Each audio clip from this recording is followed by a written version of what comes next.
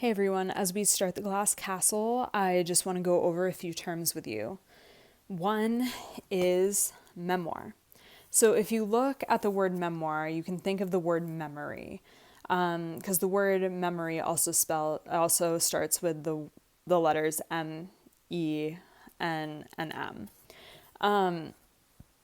So a memoir is when an author writes about their own life, and from their own and use their own memories to tell a story. And that's really important.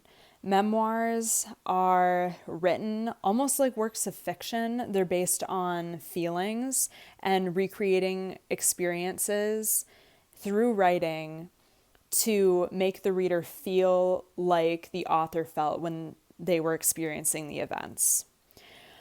I really love memoir, partially because I love that it goes through feelings and not just facts. I think there's a lot you can do with facts, but they can't always recreate feelings in a reader when you're just reading facts. To tell a story that's really, I don't know, riveting or really engaging or really fun to read, I like to try to recreate my own feelings if I'm writing about an event in my life. The other thing that I really love about memoir is that it jumps around in time. So with The Glass Castle, we see that because the first chapter takes place when Jeanette Walls is an adult. And we see what happens when she's going to a party and she sees her mother rooting through a dumpster, and how she wants to try to help her mother but doesn't know how. And then the next chapter, we jump to when Jeanette Walls is 3 years old and has to go to the hospital because she got caught on fire from cooking hot dogs by herself.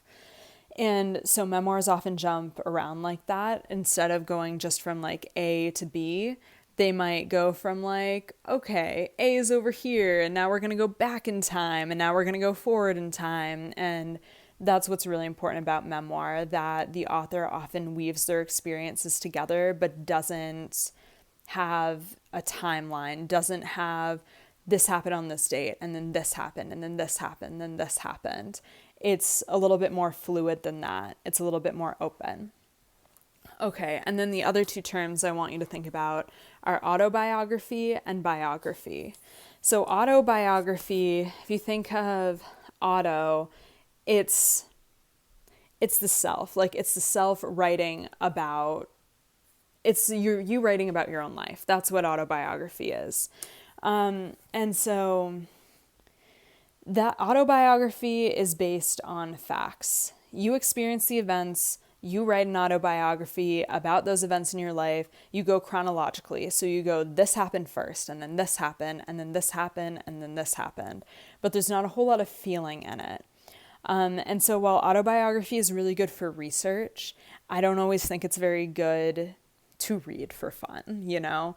Because I think memoir does more with recreating feelings and recreating the experience through descriptions, while autobiographies just focus on facts.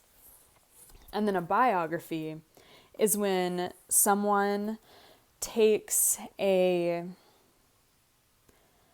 another person and writes about them and writes the other person's history. So you might write a biography of Napoleon or George Washington.